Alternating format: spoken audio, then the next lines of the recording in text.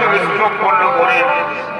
তাই আমার মনে হয় এই পৃথিবীতে আমার দাদা মহারাজ যুধিষ্ঠিরের মতো দান কেউ দিতে পারেনি। আমার দাদার মতো যোগ্য, আমার দাদার মতো দানই এই পৃথিবীতে কেউ কোনদিন দিতে পারেনি। তাই কাজ আমার মনে তো খুবই আনন্দিত। আসলে অর্জুন, তুমি আমাকে হাসালে। তুমি জানো না অর্জুন, তোমার দাদা মহারাজ যুধিষ্ঠির দানের তালিকায় তার নিচে নাম হয়েছে। তোমার দাদা থেকেও এই পৃথিবীতে আরো অনেক অনেক দানি রাজা রয়েছে। না কেশব না, আমি তা মানতে পারি না কেশব, আমি তা মানতে পারি না। আমি মনে করি এই পৃথিবীর সর্বদানি রাজা হলেন আমার দাদা মহারাজ যুধিষ্ঠির। আমার দাদার মতো যোগ্য, আমার দাদার মতো দান এই পৃথিবীতে কেউ দিতে পারেনি। শোনো অর্জুন, এই পৃথিবীর সর্বদানি রাজা হলেন আমার প্রিয় ভক্ত রাজা মৌরধ্বজ। রাজা মৌরধ্বজের নিয়ম হল দান না করলে সে জন্মগ্রহণ পর্যন্ত করে না। রাজা মৌরধ্বজের মতো দানি রাজা, তার মতো প্রজা পালক, তার মতো ধার্মিক রাজা এই জগতে আর কেউ নেই। তাই শুনো অর্জুন, তুমি রাজা মৌরধ্বজের পরীক্ষা দিতে চাও, তাহলে শোনো, আমরা দুজন আমাদের বেশ বদল করব, আমরা ব্রাহ্ম রূপ ধারণ করব, সঙ্গে নেব যমরাজকে। কোথায় কোথায় হয়ে যমরাজ, তুমি তাড়াতাড়ি এসো হস্তিনার রাজসভা।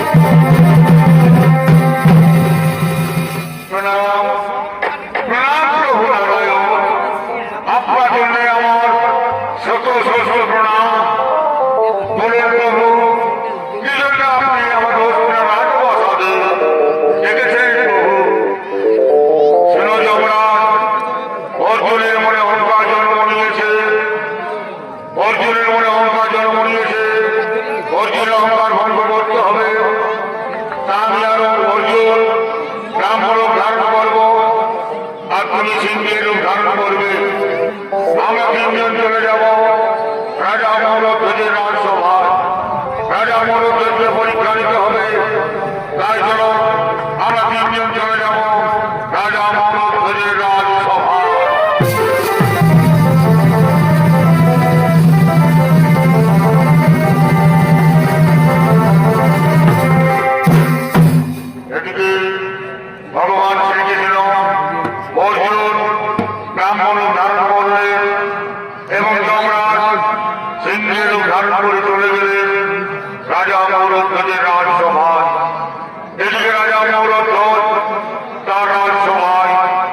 আগমন করছে।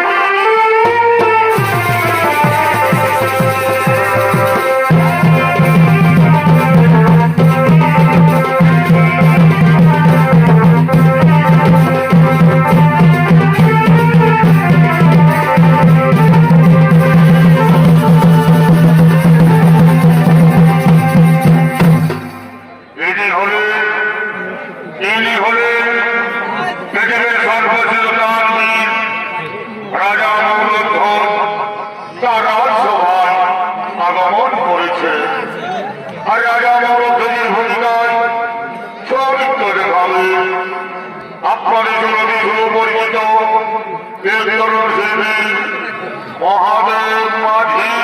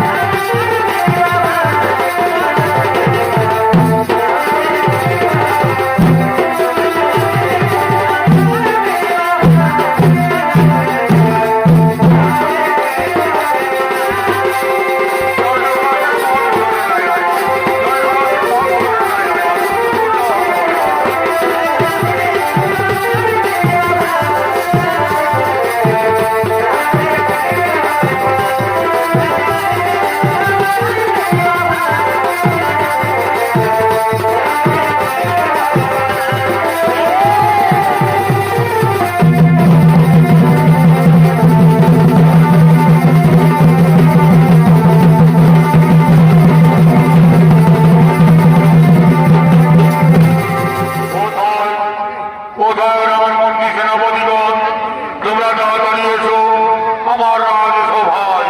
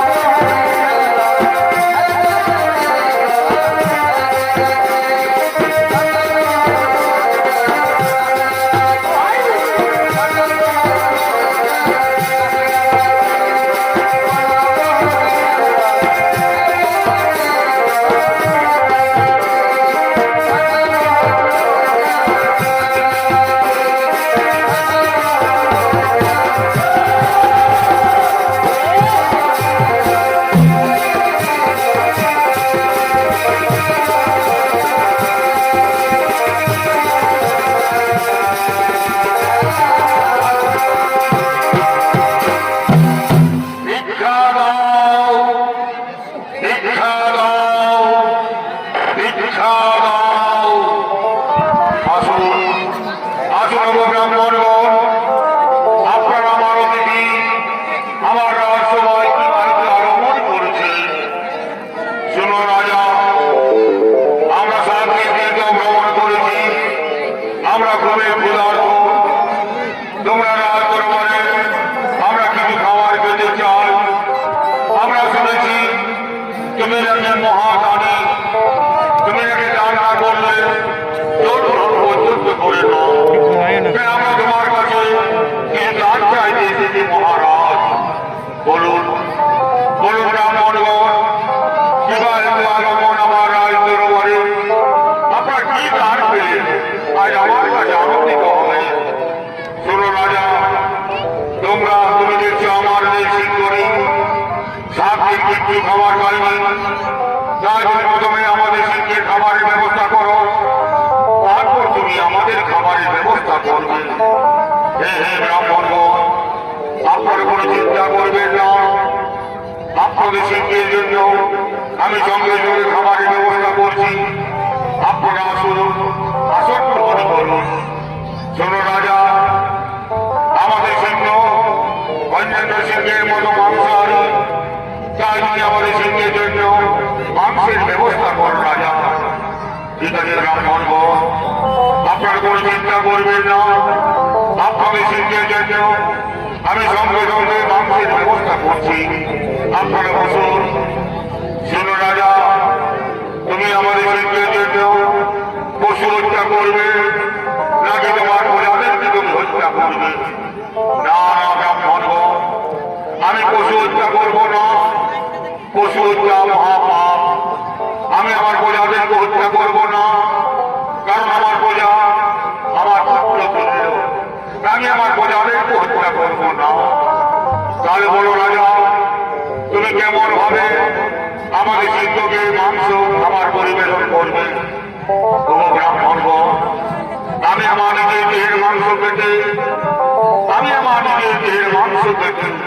আপনাদের সিংহকে খাবার পরিবেশন করবো।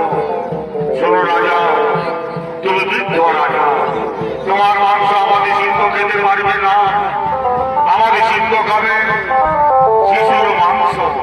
তাই তুমি শিশুর মাংসের ব্যবস্থা করো রাজা। কোথায় পাবো, কোথায় পাবো ব্রাহ্মণ আমি শিশুর মাংস? কোথায় পাবো আমি শিশুর মাংস? কেন রাজা, তোমার একমাত্র সন্তান তাম্রধ্বজ হয়েছে। তাম্রধ্বজ হত্যা করে তার যাতে খণ্ড খণ্ড করে তুমি আমাদের সিংহকে আবার পরিবেশন করতে পারো। হায় ভগবান,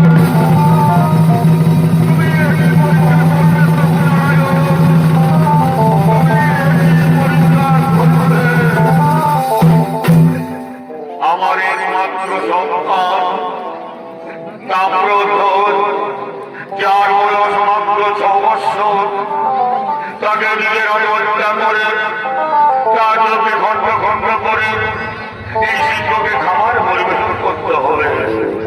রানী, তুমি শুনেছ রানী, তুমি শুনেছ রানী, তুমি শুনেছ। হে রাজা, আজ আমি সকল শুনেছি রাজা। আজ আমাদের রাজ সদরবারে ব্রাহ্মণ অতিথি তাদের সিংহ খাবে আমাদের একমাত্র সন্তান তাম্রধ্বজের দেহের মাংস। তুমি কেঁদো না রাজা, তুমি কেঁদো না রাজা, তুমি কেঁদো না। শাস্ত্রে বলে রাজা, নারীদের ধর্মই হল তার স্বামীর ধর্ম রক্ষা করা। আপনার ধর্মের কাছে বিচার পুত্র আমার, আপনার ধর্মের কাছে বিচার তাম্রধ্বজ আমার। আমার যদি একটি পুত্র সন্তান চলে যায় রাজা, তবে আমি শত শত পুত্রের মা হতে পারবো রাজা।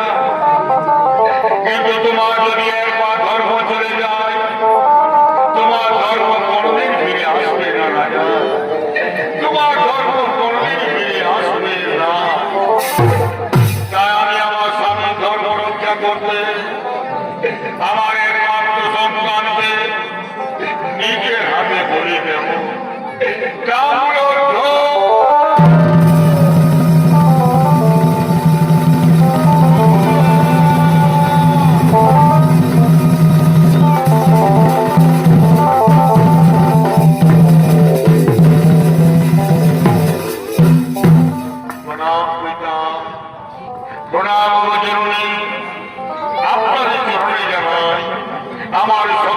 সহস্র না বলুন পিতা, বলুন মাতা, কি জন্য আমাকে আপনারা অসময়ে রাজসভায় ডেকেছে? ওই পুত্র দাম্পত্য তোর পিতা মাতার ধর্মসন করে পড়েছে পুত্র, তোর পিতা মাতার ধর্মসন করে পড়েছে। তুই কি পারবি, তুই কি পারবি তোর পিতা মাতা ধর্ম রক্ষা করতে পুত্র? তুই কি পারবি তোর পিতা মাতা ধর্ম রক্ষা করতে? এই পিতা পুত্র হয়ে জন্ম নিয়ে পুত্রের কর্তব্য হল তার পিতা মাতা ধর্ম রক্ষা করা। যে পুত্র সন্তান পুত্র হয়ে জন্ম নিয়ে পিতা মাতা ধর্ম রক্ষা করতে পারে না, সে পুত্র নয় পিতা। আমি আমার পিতা মাতা ধর্ম রক্ষা করতে আমি হাসতে হাসতে আমার জীবন দেব মাতা, আমি হাসতে হাসতে আমার জীবন দেব পিতা।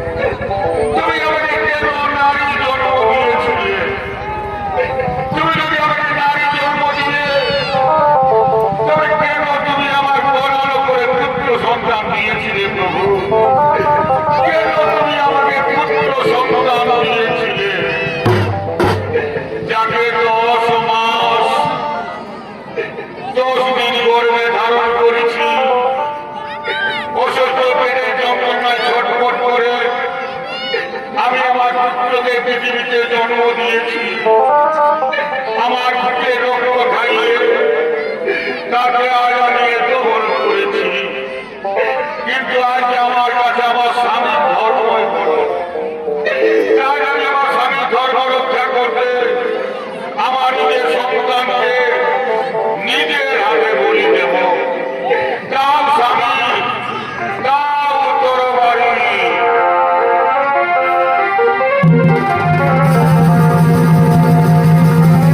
Ah!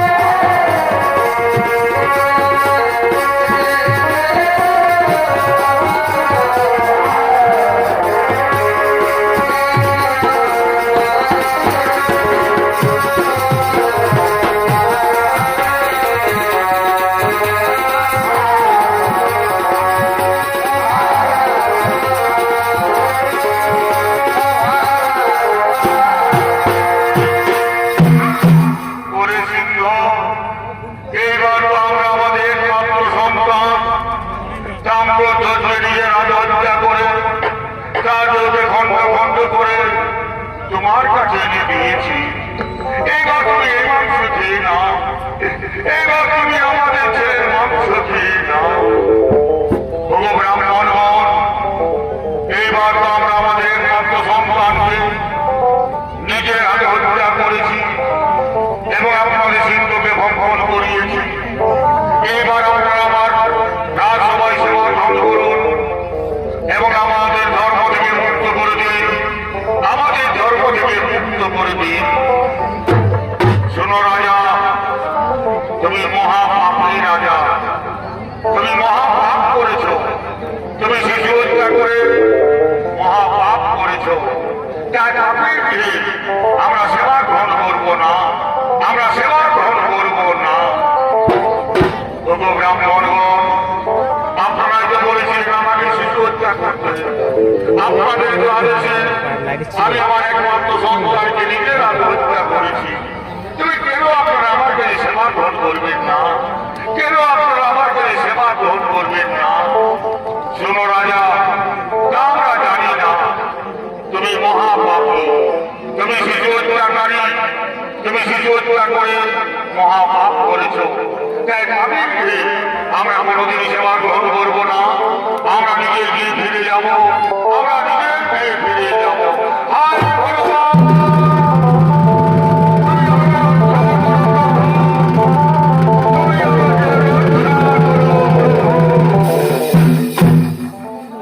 প্রভু নারায়ণ, আমি যদি পৃথিবীর জীবকে কোনদিন কোনো দুঃখ দিয়ে না থাকি, আমি যদি সদা সর্বদা ধর্মপথে চলে থাকি, তার আমার ধর্মের জোরে আমার পুত্র পুনরায় জীবিত হয়ে আসবে আর আমার ধর্ম রক্ষা করবে। ওরে পুত্র তাম্রধ্বজ, তুই তোর পিতার ধর্ম রক্ষা করবে। পুত্র, তুই তোর পিতার ধর্ম রক্ষা কর।